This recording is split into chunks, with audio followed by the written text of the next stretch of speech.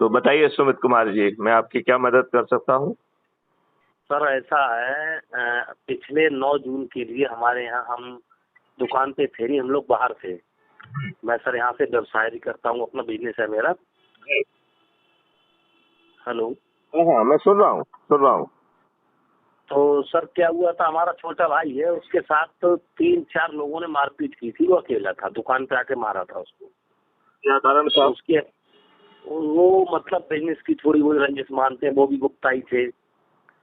तो वो ज्यादा लोग हैं, हम थोड़े 3 लोग हैं, हम बाप बेटे 3 ही लोग हैं, वो ज्यादा लोग हैं, तो उन्होंने इसको मारा था बहुत नहीं, बुरी लेकिन तरीके जनरली बनिए तो मारपीट नहीं करते हैं। से। नहीं, जनरली बनिया का स्वभाव मारपीट करने का होता नहीं है ना। नहीं, वो बात आपका कहना ठीक है, लेकिन अब सर थोड़ा सा समय भी बदल गया, सभी एक जैसे तो नहीं होते हैं ना। हाँ हाँ हाँ हाँ, ये बात भी आप ठीक कह रहे हैं, ठीक कह रहे हैं। हाँ, तो सर वो क्या हुआ, उसमें FIR वगैरह सब कुछ हो गई थी। तो सर अच्छा, तो उन्होंने जो FIR है, आपने की थी, सामने वाले ने की थी? हमने कराई थी सर। अच्छा, आपने FIR दर्ज किया, तो क्योंकि इंस्पेक्टर साहब ने, आजकल कोई भरोसा नहीं होता है, जो मारता है वो उल्टा FIR भी दर्ज भी करा देता है। उसी ने करा दी है सर, हमारे ऊपर भी उसने भी करा दी उल्टी अब। हाँ हाँ, मैं वही कह रहा हूँ, आजकल यही होता है। तो मतलब करा क्या दी, वो उसने उधर से पैसे वैसे दे दिए, 1-1.5 लाख रुपए करीब दे चुका है थाने में। अच्छा। तो पार्टी वो उधर से दमदार है। तो हम्म। आप जानते हो पुलिस वाले हड़का हड़का के बनियों में दिल कितना होता है कि हमारे पास उसका सबूत है, सबने वीडियो बना रखी है लोगों ने हमारी। हमारे भाई को जब मारा था हम्म। तो उसकी वीडियो है हमारे पास, साक्ष्य है सर उसका। अब पूरी मार्केट गवाही भी दे रही है हमारी सर।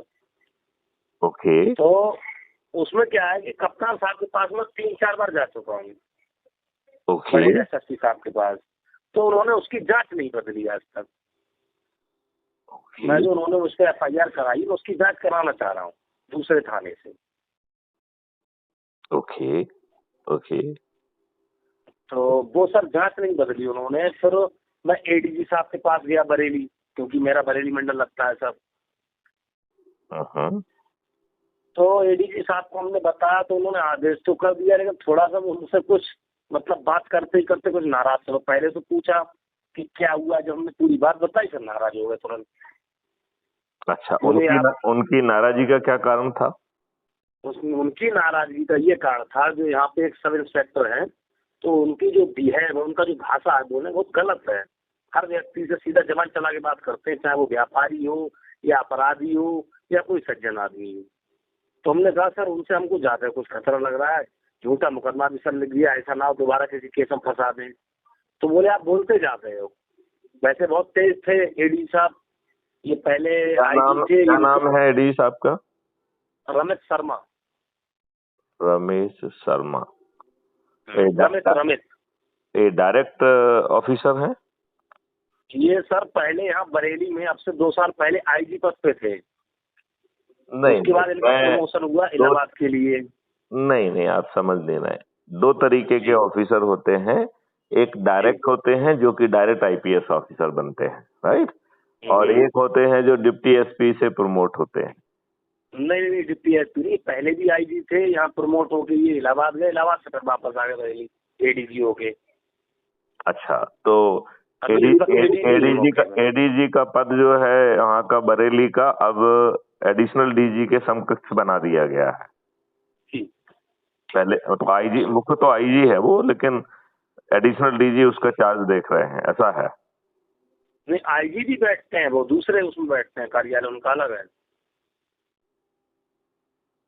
तो ये क्या कोई नया स्ट्रक्चर क्रिएट किया है? IG अलग हैं और एडिशनल DG भी हैं? नहीं, ये तो पहले से है सर, तीनों अधिकारी, जैसे DIG, उसके ऊपर IG और उसके बाद ADG, तो कई सालों से है पहले से। क्योंकि बरेली मंडल है ना हमारा, बरेली मंडल लगता है सर।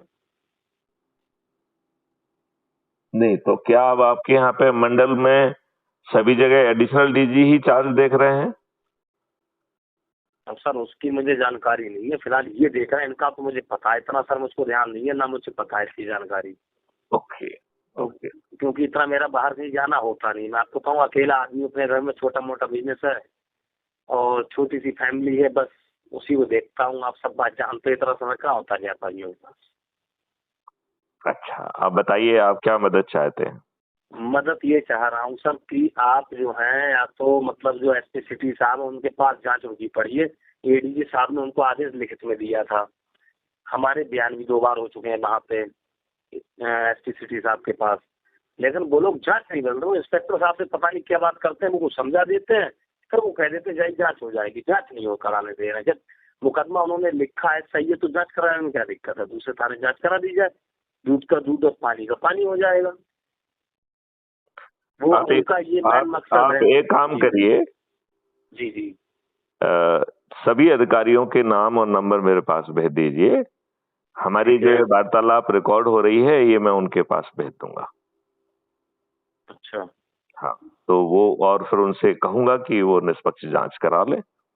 और आप एक एसपी साहब को लिखित आवेदन पत्र दीजिए और जो मैं भाषा बता रहा हूँ वो भाषा आप लिखेंगे।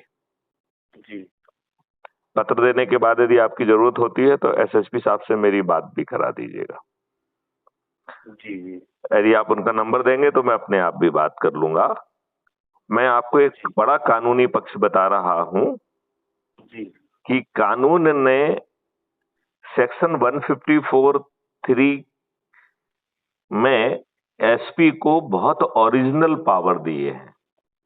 जी, वैसे पुलिस विभाग में हर कोई इंक्लूडिंग डीजी एक सेक्शन 36 में पावर ऑफ सुपरवाइजरी ऑफिसर है और उस सेक्शन 36 के तहत थानेदार के पावर का उपयोग करते हैं। ये बात जरा बारीकी से समझना। और ये आपके लिए कम, आपके जिन अधिकारियों के लिए भेजे जा रही है उनके लिए ये तर्क ज्यादा इंपॉर्टेंट है, राइट? क्योंकि ये रिकॉर्ड होकर उन तक ही पहुंचने वाली है, लिहाजा इस बात को हम उनके लिए कह रहे हैं। तो सभी वरिष्ठ अधिकारी, थानेदार से ऊपर के जितने भी अधिकारी हैं, कानून ने उन्हें थानेदार का अधिकार सेक्शन 36 के तहत देके रखा है। मतलब एसपी को छोड़कर सब थानेदार से बड़ा कोई नहीं है। एक एसपी ही पूरे विभाग में है जो थानेदार से बड़ा है। मतलब डीजी थानेदार के बराबर नहीं है, बड़ा नहीं है, थानेदार के बराबर है। क्यों? कि वो सेक्शन 36 सीआरपीसी के तहत थानेदारों के अधिकारों का उपयोग कर सकता है। ये बात आपको समझाने के लिए और आपके वरिष्ठ अधिकारियों जिनके पास हमारा रिकॉर्डिंग जाएगी उनके लिए भी ज्यादा है ये, ठीक है ना? अकेला एक एसपी है जिसका सेक्शन 154(3) के तहत ओरिजिनल पावर है, और वो पावर है कि वो या तो स्वयं एफआईआर दर्ज कर सकते हैं या किसी भी प्रकरण की खुद जांच कर सकते हैं, या वो व्यस्त हैं तो किसी भी अधीनस्थ अधिकारी को, इवन हवलदार को भी वो जांच दे सकते हैं। उसमें केवल एक ही शर्त है कि he should be subordinate to SP, right? जिस व्यक्ति को वो जांच देंगे वो कानूनी तौर पर उस केस में स्वयं एसएचओ के सब कानूनी अधिकार उसे प्राप्त हो जाएंगे। तो 1 मिनट के लिए मान लें कि हेड कांस्टेबल रमेश को एसपी साहब जांच देते हैं, 1 मिनट के लिए मान लेते हैं, ठीक है ना? तो हेड कांस्टेबल रमेश को आपके केस में थानेदार के सभी अधिकार प्राप्त हो जाएंगे। तो थानेदार वही बना रहेगा जो आज है, लेकिन जिसको जांच दी जाएगी उसको लीगली, कानूनी थाना प्रभारी के, आपके केस में थाना प्रभारी के सभी अधिकार प्राप्त हो जाते हैं। इसका मतलब क्या है कि वो उस थाने में जाकर अपने सिग्नेचर से हेड कांस्टेबल रमेश आपकी एफआईआर दर्ज कर सकते हैं। मतलब थाना प्रभारी वही बना है, लेकिन आपके केस में थाना प्रभारी रमेश हो गए फिर। तो अब आप एक आवेदन अपने एसपी साहब के लिए लिखें कि ये ऐसा ऐसा केस है जिसकी हमने पहले कहा था और हमने प्रार्थना की थी किसी दूसरे को दिया जाए, लेकिन ये ऐसा नहीं किया गया। अब मैं आपको सेक्शन 154 के तहत जो है 3 के तहत आपसे आवेदन करता हूं कि इस थानेदार को छोड़कर किसी अन्य को जो है ना ये जांच सौंपे, और उसमें स्पष्ट उल्लेख करें कि सेक्शन 153 के तहत इस प्रकरण में उसको एसएचओ के समस्त अधिकार प्राप्त होंगे। कृपया मुझे ऐसा आदेश की एक प्रतिलिपि पर्याप्त प्रदाय करके अनुग्रहित करें। बस इतनी बात लिखना है। अब अज्यूम करिए कि एसएसपी साहब आपके ये बात नहीं मानते हैं, ये भी उसके आगे की कहानी भी समझा देता हूं। यदि आपके एसएसपी साहब आपकी बात नहीं मानते हैं तो इन सबको आवेदनों को लेके आप जो है फिर जो है उस पे जाइए। किसके पास जाना है आपको? जो कोर्ट आपके यहाँ पे कोर्ट लगती है उसके तहत जाना है, और 156(3) सीआरपीसी के तहत उस कोर्ट की ये वैधानिक जिम्मेवारी है कि वो पुलिस को निर्देश दें कि इसमें एफआईआर दर्ज हो। राइट। अब इसमें एक बारीकी मैं आपको और समझाना चाहूंगा। आज की कानूनी परिदृश्य में यदि कोई केस विवेचनाधीन है तो न्यायालय पे प्रतिबंध है कि विवेचना में वो हस्तक्षेप नहीं कर सकता है, ऐसा प्रतिबंध है न्यायालय के ऊपर। लेकिन यदि आपने 156(3) के तहत यदि आवेदन दिलाया है तो न्यायालय को इस बात का अधिकार प्राप्त हो जाता है कि वो पूरे विवेचना को खुद सुपरविजन करे। तो यदि वो विवेचना ठीक से नहीं होती है तो बार बार आपको मतलब पहले एफआईआर दर्ज करने के लिए और बाद में विवेचना के लिए बार बार आप 156(3) का उपयोग कर सकते हैं। इसके आगे 482 में हाई कोर्ट की मदद ले सकते हैं। कॉन्टेम्प्ट कोर्ट में जो है आप पिटीशन में या पीआईएल में सुप्रीम कोर्ट की मदद ले सकते हैं। लेकिन इन दोनों को छोड़ दीजिए, मेरे ख्याल से 156(3) में आपका काम बन जाएगा। क्या आपको मेरी बात पूरी तरह से समझ में आ गई है? हाँ हाँ हाँ सर, आ गई है। भाषा आपको पूरी तरह से समझ में आ गई है। और आप चिंता मत करिए, ये जो मैं आपसे बात कर रहा हूँ ये कल परसों 2-3 दिन में जो है crime free Bharat YouTube channel पर पब्लिश हो जाएगी। तो आप उसको जो है ना रिकॉर्डिंग बना के भी आप साथ में ले जा सकते हैं। वैसे ये रिकॉर्डिंग मैं खुद ही आपके अधिकारियों को भेज दूंगा। अच्छा सर, मैं एक जानकारी चाह रहा था, जैसे एक तो एसएसपी साहब बैठते हैं और एक एसपी सिटी बैठते हैं, तो जांच जो लिखी गई है एडीजी साहब ने आदेश दिया है वो एसपी सिटी साहब को दिया है। ओके, तो मैं एसएसपी साहब से मिलूं? अब देखिए इसमें हमें ये देखना पड़ेगा कि जिले का प्रभार किसके पास है। वो तो एसएसपी के पास है। हाँ हाँ, वो तो जो मैं अधिकार कह रहा हूँ वो एसएसपी के पास होगा, क्योंकि वो जिले का एसपी होना चाहिए। एसपी सिटी जिले के एसपी नहीं है, वो एक छोटे से आधे हिस्से के एसपी होंगे। वो एसपी सिटी है, एक एसपी रूरल भी होगा। एसपी आ रहे हैं, एक एसपी मतलब एक से ज्यादा एसपी हो गए ना। हाँ, एक एसपी सिटी होगा, एक एसपी क्राइम होगा, एक एसपी रूरल होगा, ऐसे 3-4 एसपी होंगे कि नहीं होंगे? हाँ। तो वो जिले का एसपी नहीं कहलाएगा। तो 154(3) सीआरपीसी में जिसे हम जिले का एसएसपी कह रहे हैं वो आपका एसएसपी है। तो अब तक आप एसएसपी के पास गए हैं कि नहीं गए?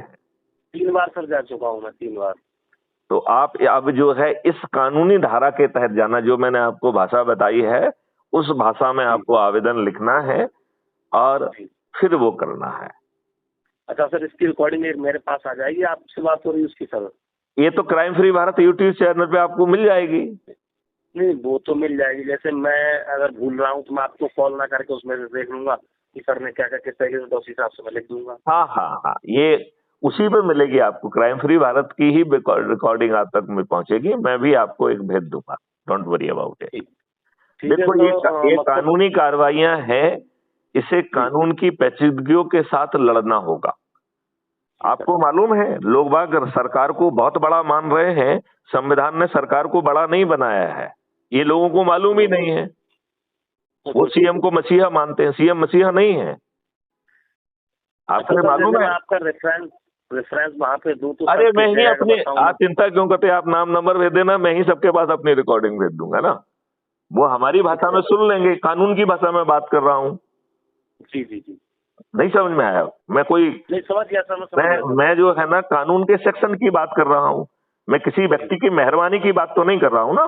नहीं बिल्कुल सर। हाँ, जरूरत होगी तो मैं तो डीजी साहब के पास भी भेज दूंगा, जरूरत होगी तो हम आपके सीएम साहब के पास भेज दूंगा, और उनको साथ में ये भी बता दूंगा कि सीएम महोदय माननीय आदित्य योगी जी, आप जो है संविधान की दृष्टि में शेड्यूल 7 में लिस्ट 2 में एंट्री 2 के तहत अकाउंटेबल हैं। और यदि आपके यहाँ पर जो है संविधान का आप जो है रिस्पॉन्सिबिलिटी का पालन नहीं कर रहे हैं तो इसे संविधान की फेल्योर माना जाएगा। और माननीय योगी जी, आपकी सरकार को आर्टिकल 356 के तहत गिराया जा सकता है। आज तक किसी भी सरकार में किसी ने इस भाषा में बात नहीं की है। तो आप चिंता मत करिए, ये रिकॉर्डिंग मैं माननीय आदित्यनाथ योगी जी को भी भेजूंगा, क्योंकि सरकार को कोई कह ही नहीं रहा है। सबने अपने आप को स्वयंभू मान लिया है, सबने अपने आप को शक्तिशाली मान लिया है, जो चाह रहा है वो कर रहा है। मनमानी हो रही है पूरी यूपी के अंदर, बहुत ज्यादा मनमानी हो रही है, बहुत नहीं, देखिए मनमानी यदि आप नागरिकों की अच्छे के लिए कर रहे हैं, दुष्टों के ऊपर दलन करने के लिए, उनका दमन करने के लिए कर रहे हैं, यदि आप दुष्टों का इनकाउंटर कर रहे हैं, तो मैथिली शरण गुप्त इस बारीकी में नहीं जाएंगे कि आप गलत कर रहे हैं, सही कर रहे हैं, क्योंकि कानून तो गुलामों वाला है। तो हमें तो कानून के प्रति, जिसका मैं डीजी रहा हूं, उस कानून को तो मैथिली शरण गुप्त खुद भी अच्छा नहीं मानते हैं। नहीं, आप ये बताइए ना, जिसको आप कानून कह रहे हैं, वो कानून अंग्रेजों ने भारतीय गुलामों को बनाया था, के लिए बनाया था। मालूम है आपको ये बात?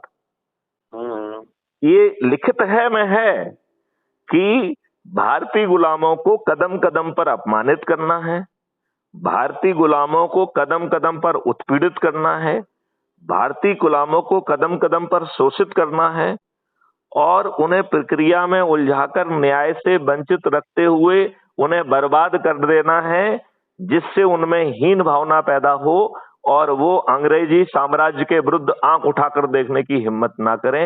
ये जो भी हमारी प्रशासनिक व्यवस्था है, जो हमारी पुलिस व्यवस्था है, जो हमारी न्यायिक व्यवस्था है, वो इस मकसद से लिखी गई है। इस देश की जनता का दुर्भाग्य है कि यहाँ के दुष्ट राजनेताओं ने यही गुलामों वाली नियम व्यवस्था अपने नागरिकों पर थोप के रखी है। क्यों? क्योंकि ये राजनेता दुष्ट हैं। हाँ, पूछिए। मैं ये पूछना चाह रहा था सर, जैसे मुझे अगर कभी आपसे बात करनी पड़े, कल में या परसों, जब भी कभी, तो किस समय सर फोन कर सकता हूँ मैं आपको? आप कभी भी फोन करिए, यदि जवाब नहीं मिलेगा तो मैं खुद कॉल बैक कर लूंगा। अच्छा। लेकिन आप बार बार फोन मत मुझे करना। नहीं। क्योंकि यदि मैं आपके फोन को नहीं उठाऊंगा, इसका मतलब मैं व्यस्त हूँ, मैं अपनी सुविधा से आपको कॉल बैक कर लूंगा। चलिए, आप जैसा जो है, आप जैसा भगवान हर किसी को शक्ति दे कि वो कम से कम मैथिली शरण गुप्त से मार्गदर्शन तो प्राप्त कर ले।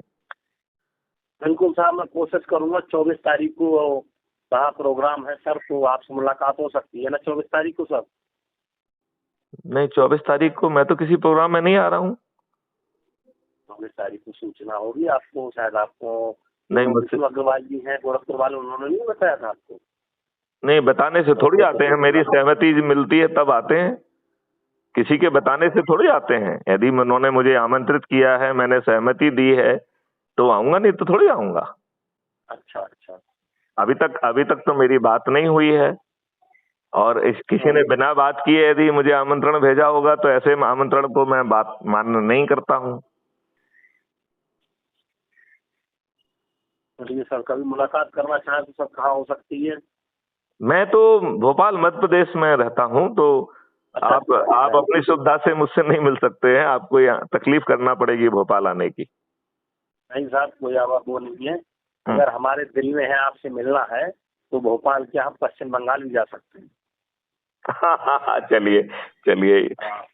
देखिए सर, एक आपको हम बताएं, वैसे हमारा नाम तो सुमित है, लेकिन हमारे पिताजी का हमारा एक बस एक उद्देश्य है, अगर आपसे हमको मिलना है। देखिए, एक राज्य मंत्री जी हैं हमारे गाजियाबाद में, कैप्टन विकास गुप्ता है।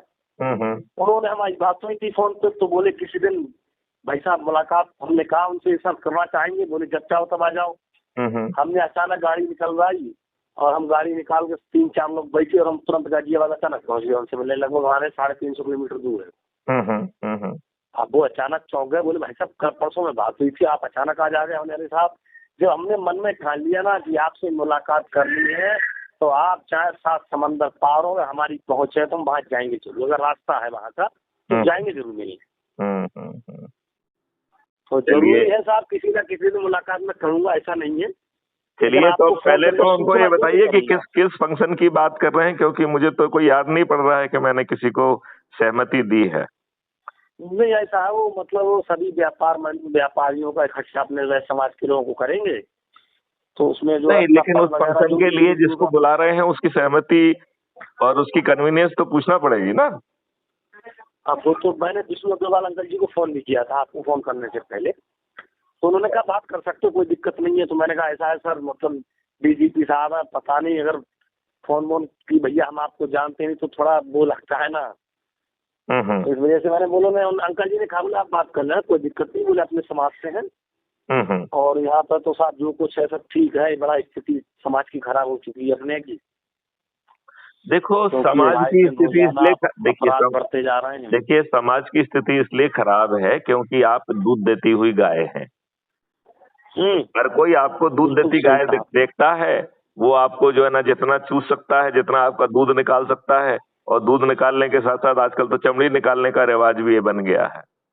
तो वो दूध पहले दूध निकालता है, फिर बाद में चमड़ी भी निकालता है। सही बात है, बिल्कुल सही कहा आपने। हम्म। चलिए, ईश्वर आपका कल्याण करेगा। वैसे भी ये देश बदलने वाला है। अब सभी राजनीतिक पार्टियां और सभी राजनेता विलुप्त हो जाएंगे। यदि आप अच्छे भारत का संकल्प ले सकते हो तो लेना प्रारंभ करिए। Crime free Bharat YouTube channel को सर्च करके सब्सक्राइब कर लीजिए, जिससे आपको अपना खुद का वीडियो मिल जाए, आपका काम बन जाए। ठीक सर। चलिए, जय हिंद, जय भारत, वंदे मातरम, जय